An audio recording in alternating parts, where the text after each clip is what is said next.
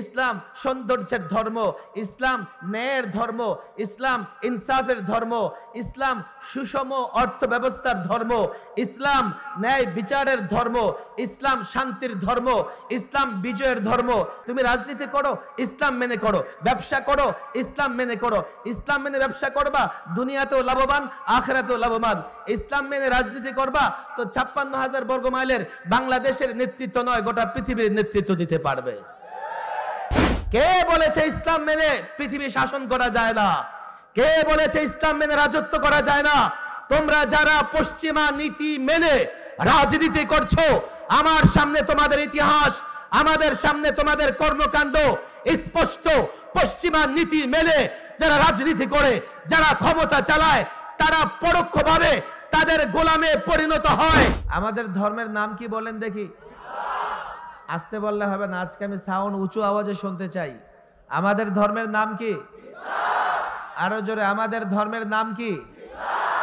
আরো জোরে, আমাদের ধর্মের নাম কি? ইসলাম শব্দের অর্থ কি? সবাই একমত? ইসলাম শব্দের অর্থ কি? কিরে ভাই, কত ওয়াজ করলাম এটা নিয়া। ইসলাম শব্দের অর্থ হলো আত্মসমর্পণ করা। কি করা? আরো জোরে বলেন, কি করা? মস্তক অবনত করা। কি অবনত করা? আসলামতু লিরাব্বিল আলামিন, আমরা আত্মসমর্পণ করলাম রব্বুল আলামিনের কাছে। কার কাছে? আল্লাহর কাছে আমরা আত্মসমর্পণ করি, আল্লাহর সামনে আমরা মস্তক অবনত করি।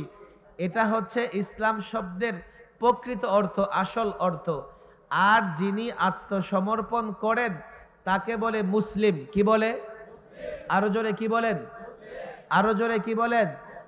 আপনারা বলতে পারেন, হুজুর আমরা তো শুনে আসছি ইসলাম মানে শান্তি, আপনি দেখি নতুন কথা বলেন। ইসলামের শাব্দিক অর্থ আত্মসমর্পণ করা, তবে ইসলাম মানে শান্তি এ কথা কেন বলা হয়? এই জন্যই বলা হয়, ইসলাম মানলে দুনিয়াতেও শান্তি, আখিরাতেও শান্তি। কথা ঠিক না বেঠিক? ঠিক তো বললেন। চলেন ছোট্ট একটা পরিসংখ্যান দেই। পৃথিবীতে নানা রাষ্ট্রে মুসলমানরা শান্তিতে আছে না কষ্টে আছে? গাজায় মুসলমানেরা শান্তিতে আছে না কষ্টে আছে? কাশ্মীরের মুসলমান শান্তিতে না অশান্তিতে? চীনের উইগরের মুসলমান শান্তিতে না অশান্তিতে? সিরিয়ার মুসলমান শান্তিতে না অশান্তিতে? ইরাক লিবিয়ার মুসলমান শান্তিতে না অশান্তিতে? আমাদের প্রতিবেশী রাষ্ট্রে মুসলমান শান্তিতে না অশান্তিতে? ঈদের দিন 11 জনের বাড়িঘর ভোল ডুজার দিয়া ঘুরাইয়া দিছে কেন? তাদের ঘরে গরুর গোশত পাওয়া গেছে। কথা ঠিক না বেঠিক? এটা আমার বক্তব্য নয়, বাংলাদেশের জাতীয় দৈনিকগুলো এই খবর, এই সংবাদ প্রচার করেছে। আমরা দেখেছি বাবরি মসজিদকে শহীদ করে ফেলা হয়েছে আমাদের পার্শ্ববর্তী দেশে। সেই দেশের মুসলমানরা শান্তিতে না অশান্তিতে?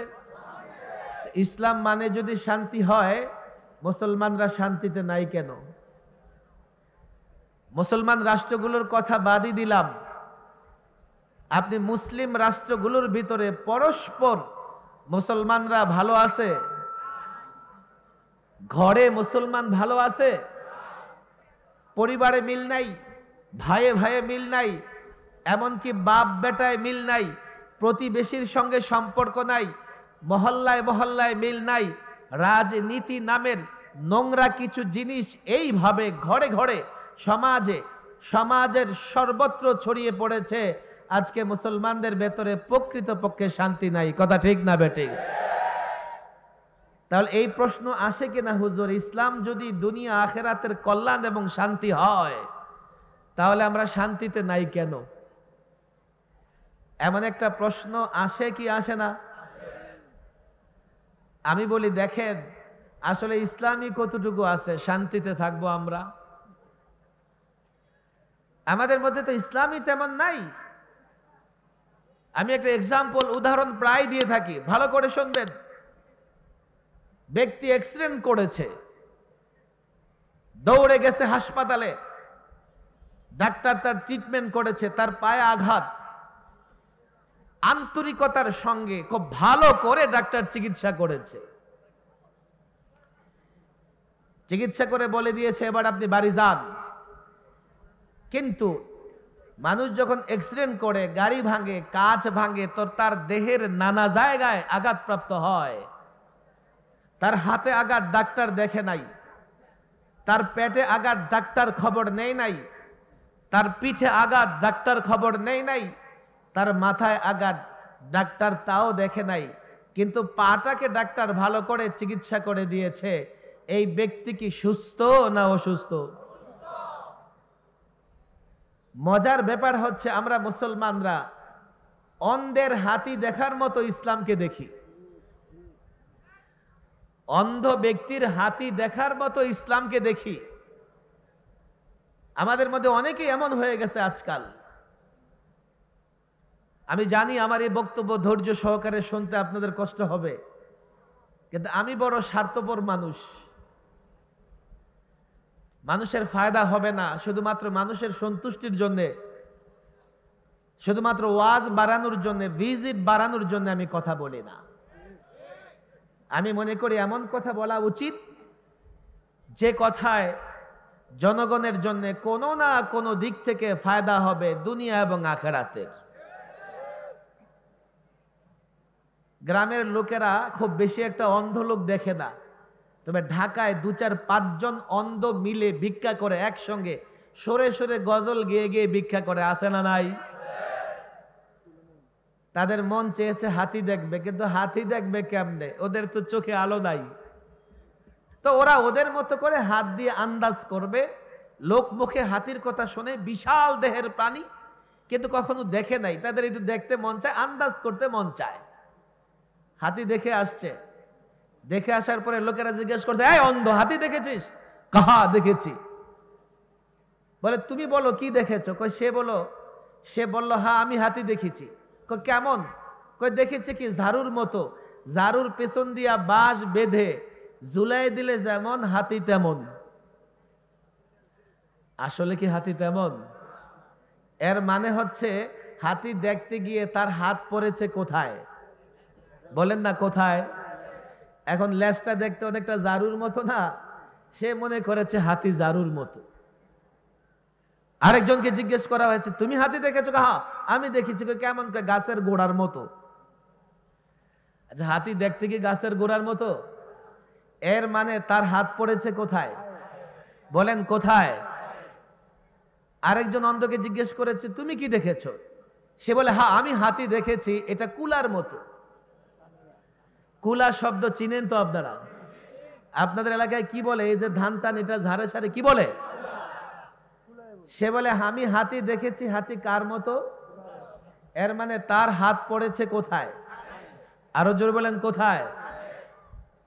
আমাদের শিক্ষিত সমাজ, আমাদের যুবকরা ইসলামটাকে এইভাবে দেখে, অন্ধের হাতি দেখার মতো।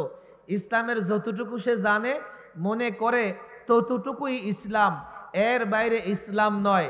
যতদিন আপনি ইসলাম যেহেতু কমপ্লিট কোড অফ লাইফ, পূর্ণাঙ্গ জীবন ব্যবস্থা, যতদিন আপনি ইসলামকে পূর্ণাঙ্গ রূপে ভালো করে বুঝবেন, পূর্ণাঙ্গ ইসলামকে বাস্তবায়ন না করবেন, আমল না করবেন, ইসলামের পুরোপুরি শান্তি কোনোদিন ভোগ করতে পারবেন না। আমরা অন্ধের হাতি দেখার মতো ইসলাম দেখি। আফসোস, আমি টেলিভিশন টক শোতে অনেক নাস্তিকের সঙ্গে লড়াই করেছি। ওরা শুধু অন্ধের মতো না, মনে হয় জন্মানদের মতো ইসলামকে দেখে। আংশিক ট্রিটমেন্ট নিয়ে যেভাবে রোগী সুস্থ হয় না, আংশিক ইসলাম দিয়ে আপনি পরিপূর্ণ সুখে শান্তিতে থাকতে পারবেন না। যদি মনে করেন পরিপূর্ণ সুখে শান্তিতে থাকবেন, পূর্ণাঙ্গ ইসলামের উপর আমল করতে হবে। সকাল থেকে বিকেল পর্যন্ত, রাত পর্যন্ত ইসলাম যে নির্দেশনা দিয়েছে পুরোটাই মানবার চেষ্টা করতে হবে। কথা ঠিক না বেঠিক? কিন্তু একটা মুশকিল আছে ভিন্ন জায়গায়। আমরা যখন ইসলামের নানা বিষয় নিয়ে কথা বলি, তা আমাদের যুব সমাজ মনে করে হুজুর এই ইসলাম কোনোদিন মানতে পারবো না। ওরা আপনারা পারেন, আপনারা পারবেন, আমাদের দ্বারা সম্ভব না। আরেকটা কিচ্ছা আমি প্রায় বলি, আমাদের ছাত্ররা জানে এটা। ছাত্র গেছে ওস্তাদের জন্য দুধ হাদিয়া নিয়ে, ওস্তাদ বলতেছে কি নিয়ে আসছিস? হুজুর আপনার জন্য দুধ হাদিয়া নিয়ে আসছি। ওস্তাদ ছিলেন অন্ধ, কোনোদিন দুধ দেখে নাই, বলে দুধ কেমন রে? হুজুর দুধ আর কেমন হবে, সাদা। তুই বেচারা তো সব কালা দেখে, সাদা দেখবে কোত্থেকে? সাদা কেমন? হুজুর সাদা কেমন? সাদা হচ্ছে বকের মতো। এই বেচারা অন্ধ, বক দেখছে শুধু কাউয়াই তো দেখে, বক কেমন? এমন। বক কেমন? ওস্তাদ হাত ঘুরাইতেছে, ঘুরাইয়া বলে যে এই দুধ আমার গলা দিয়ে যাবে না। আমি যখন পূর্ণাঙ্গ ইসলামের কথা বলি, যুবকরা মনে করে হুজুর এই ইসলাম মানা যাবে না। পরিষ্কার বলি যুবক শোনো, একটু চোখ খুলে তাকাও। এখন গোটা পৃথিবী তোমাদের হাতের মুঠোয়, তোমাদের পকেটে। একটু চিন্তা করো, আজকে পৃথিবীতে মুসলমান শান্তিতে নাই, ইজ্জতের সঙ্গে নাই, সম্মানের সঙ্গে নাই। মুসলমান রাষ্ট্রগুলোতে রাজনীতির নামে, নানা নামে মারামারি কাটাকাটি। মুসলমানদের ঘরে শান্তি নাই, সমাজে শান্তি নাই। একটাই কারণ, ইসলামটাই তো ঠিক মতো মুসলমান মানে না। শান্তি কি করে আসবে? আজকে দেখো না, একটু তাকাও না, অনেক চিৎকার তো আমরা করেছি, একটু ভাববার জন্য তো সময় বের করো। 1.5 কোটি ইহুদি, 200 কোটি মুসলমান, অথচ 200 কোটি মুসলমান 1.5 কোটি ইহুদির বিরুদ্ধে লড়াই করার সাহস রাখে না। কারণ একটাই, নামে মুসলমান, সংখ্যায় মুসলমান। হতো তো বদরের ময়দানের দিকে তাকাও, 313 জন গোটা কাফের বাহিনীর বিরুদ্ধে দাঁড়িয়ে গেছে। 313 জন কেমন জানো? পেটে খাবার নাই, সোজা হয়ে দাঁড়াতে পারে না। তরবারি মাত্র কয়েকটা তরবারি, 2টা ঘোড়া। কাফের বাহিনী তৎকালীন সময়ের সর্বাধুনিক অস্ত্রে সুসজ্জিত। বিজয় মুসলমানদের হয়েছে, কেননা তারা পাক্কা মুসলমান ছিলেন। কথা ঠিক না বেঠিক?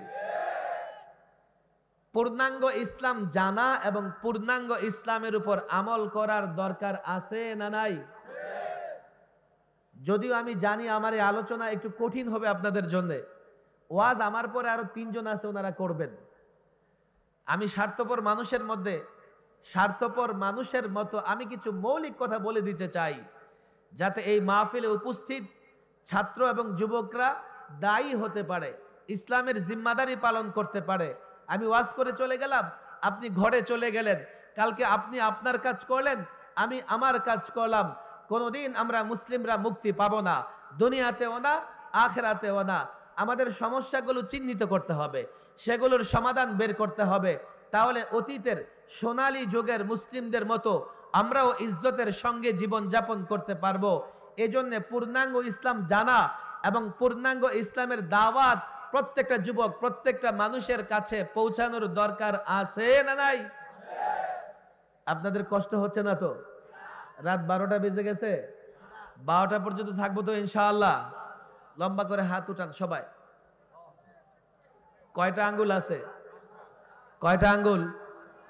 আপনাদের কষ্ট হইতেছে। কয়টা আঙ্গুল? ইসলামের সমস্ত বিষয়গুলোকে ফোকাহায়ে কেরাম কয় ভাগে ভাগ করেছেন? আরো জোরে জোরে জোরে কয় ভাগে? আরো জোরে কয় ভাগে? ইসলামের সমস্ত বিষয়গুলোকে ফোকাহায়ে কেরাম কয় ভাগে ভাগ করেছেন? আরো জোরে আরো জোরে বলেন। 1, আকায়েদ। আকায়েদ মানে কি? বিশ্বাস। আমরা বুঝি তো বিশ্বাস, ঈমান বুঝি তো, আছে না কোরআনে কারিমে? আমিনু বিল্লাহি ওয়া মালাইকাতিহি ওয়া কুতুবিহি ওয়া রুসুলিহি ওয়াল ইয়াউমিল আখির। আর আমরা মক্তবেই তো পড়ি, আমরা কালিমা পড়ি না? কালিমায়ে তয়্যিবা, শাহাদাত, তাওহীদ পড়ি কি পড়ি না? ঈমানে মুজমাল, ঈমানে মুফাসসাল পড়ি কি পড়ি না?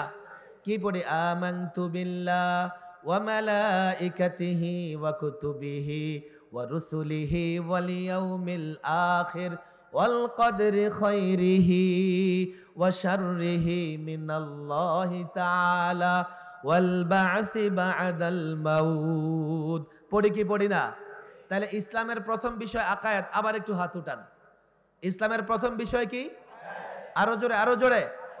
2 ইবাদত। ইবাদত কি জিনিস? নামাজ, রোজা, হজ, যাকাত, জিহাদ। ইবাদত কয়টা? মৌলিক ইবাদত কয়টা? নামাজ, রোজা, হজ, যাকাত, জিহাদ। মৌলিক ইবাদত কয়টা? তাহলে 1 আকায়েদ, 1 কি? 2 ইবাদত, 3 বলেন 3। ইসলামের সমস্ত বিষয়গুলো কয় ভাগে বিভক্ত? কয় ভাগে? 1 নাম্বার কি? আকায়েদ। বলেন 1 নাম্বার কি? 2 3 মুআমালাত। বলেন মুআমালাত। ছাত্র যুবকরাও বলো, তোমরা তো ইয়েস নো ভেরি গুড কত কিছু জানো, 2-4টা ইংরেজি তো জানো, না হলে তখন 2-4টা ইংরেজির সাথে আরবিও তো জানো, জানার দরকার। বলেন মুআমালাত। আরো জোরে, আরো জোরে, আরো জোরে। মুআমালাত মানে লেনদেন। আরো জোরে। মুআমালাত মানে কি? মুআমালাত মানে কি? ইসলামে লেনদেন আছে না নাই? ইসলাম অনুযায়ী লেনদেন করা ফরজ, ফরজ, ফরজ। বলেন কি? আরো জোরে কি?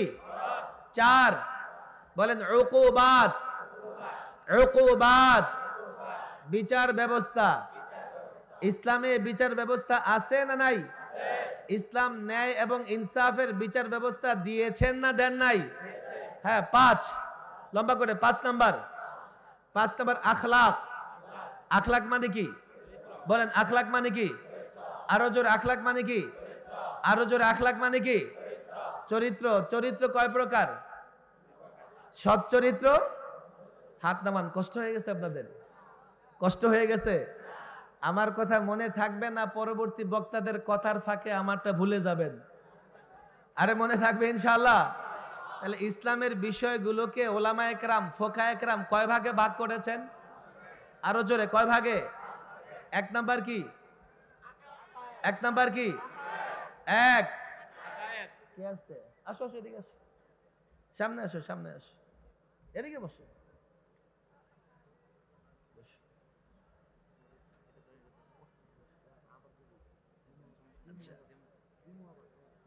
ইসলামের বিষয়গুলোকে কয় ভাগে ভাগ করেছেন ফোকায়ে কেরাম?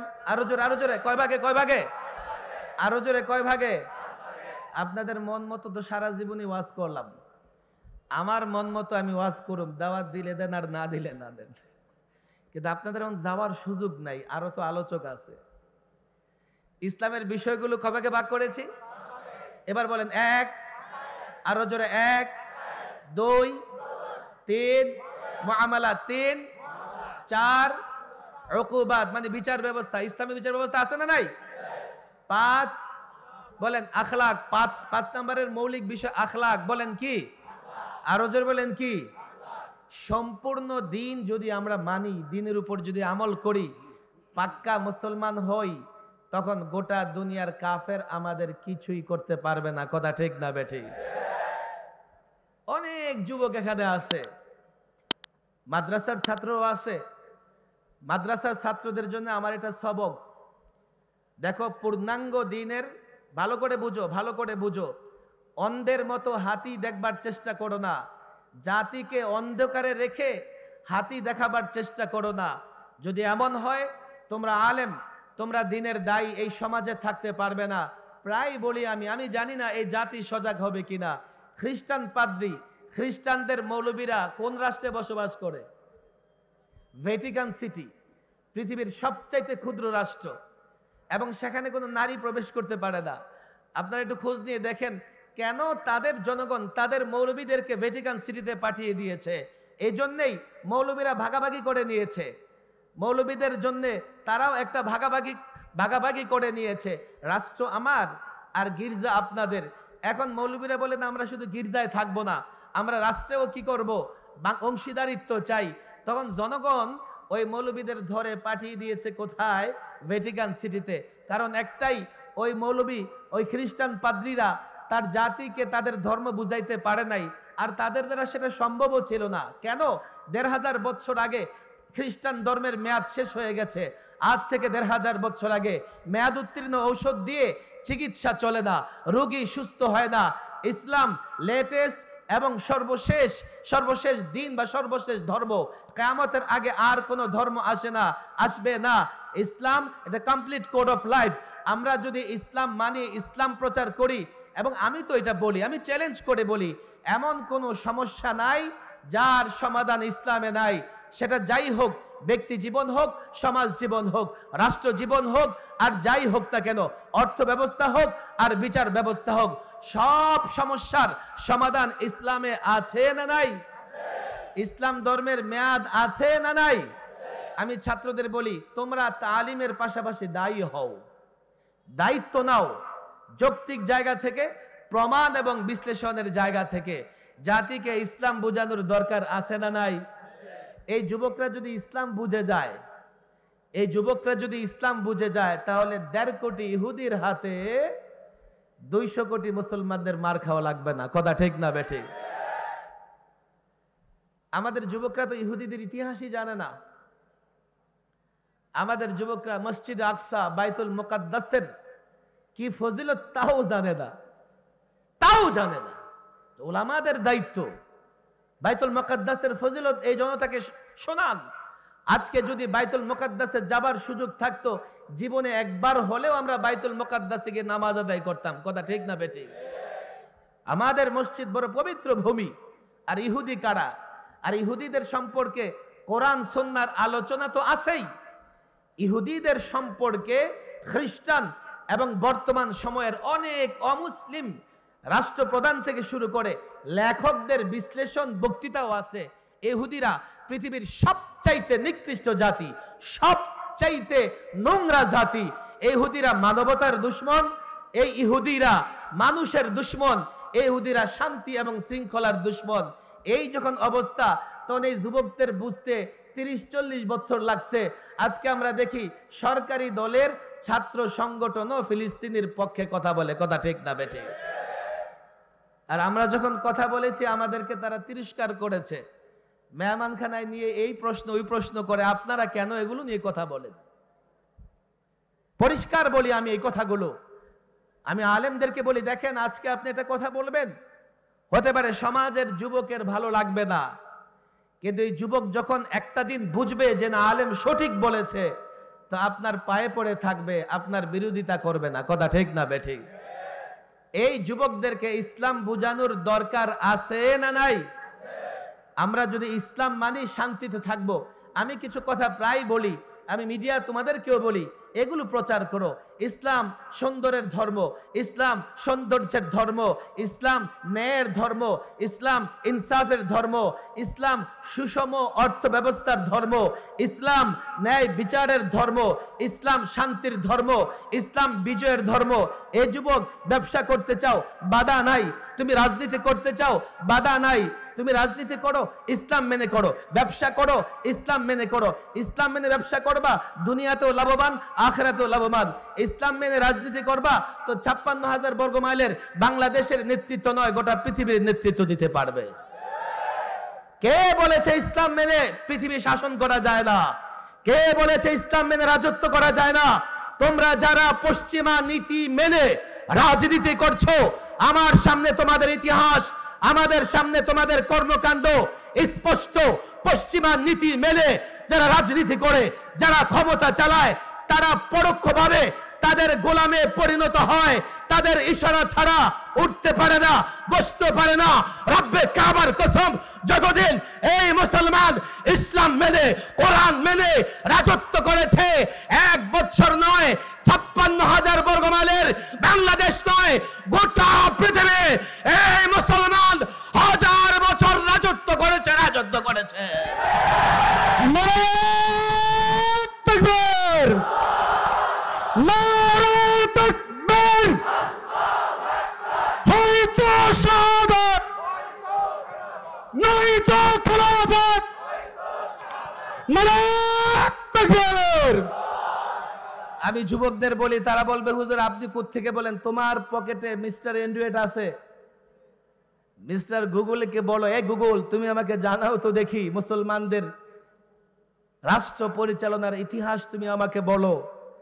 মিস্টার গুগল তোমাকে বলবে শুধুমাত্র স্পেন, ইউরোপ মুসলমানরা শাসন করেছে 782 বছর, 782 ইয়ার্স। শুধুমাত্র স্পেন ইউরোপ মুসলমানরা শাসন করেছে। আজকে প্রতিবেশী দেশ কথায় কথায় নাগরিকত্বের আইন করে মুসলমানদের বের করে দাও, বাংলাদেশি বের করে দাও, বাঙালি বের করে দাও, মসজিদ শহীদ করে দাও, মুসলমানদের স্থাপনার নাম পরিবর্তন করে ফেলো, নানা রকমের উদ্যোগ দেয়, নানা রকমের ষড়যন্ত্র করে। আমি তোমাদের বলি, আজও তারা মুসলমানদের ইতিহাস ঐতিহ্য ছাড়া নিজেদের পরিচয় দিতে পারবে না। তারা যখন পরিচয় দেয়, লাল কেল্লার পরিচয় দেয়, মুসলমানদের স্থাপনা কুতুব মিনারের কথা বলে, মুসলমানদের স্থাপনা আগ্রা তাজমহলের কথা বলে, মুসলমানদের স্থাপনা তারা তাদের ইতিহাস ঐতিহ্যের কথা বলে। তাদের ইতিহাস জুড়ে, তাদের ঐতিহ্য জুড়ে একটা মুসলিম গোত্র শুধুমাত্র মোগলরা 400 বছর রাজত্ব করেছে। ইতিহাস দেখো, তোমরা শুধু আকবরেরটা পড়ো, তারা আকবরের সুনাম করে, কিন্তু টিপু সুলতানকে তোমরা দেখো না। তারা আবার টিপু সুলতানকে তোমার সামনে পেশ করে দাড়িও নাই, নামাজও পড়ে না, রোজাও রাখে না। রব্বে কাবার কসম, এক একটা মুসলিম শাসক টিপু সুলতান তাহাজ্জুদ গুজার ছিলেন, আল্লাহওয়ালা ছিলেন, বুজুর্গ ছিলেন। অনেক মুসলিম রাষ্ট্র আওরঙ্গজেব আলমগীরের কথা বলো, হিন্দুস্তান শাসন করেছে। তারা বলতে পারে তোমরা জোর করে বাবরি মসজিদ প্রতিষ্ঠা করেছো, এখানে রাম মন্দির ছিল, তোমরা জোর করে মুসলমান বানিয়েছো। রব্বে কাবার কসম করে বলি, জোর করে ইসলাম প্রচার করা যায় না। ইসলামে এই বিধান নাই জোর করে কাউকে মুসলমান বানাও।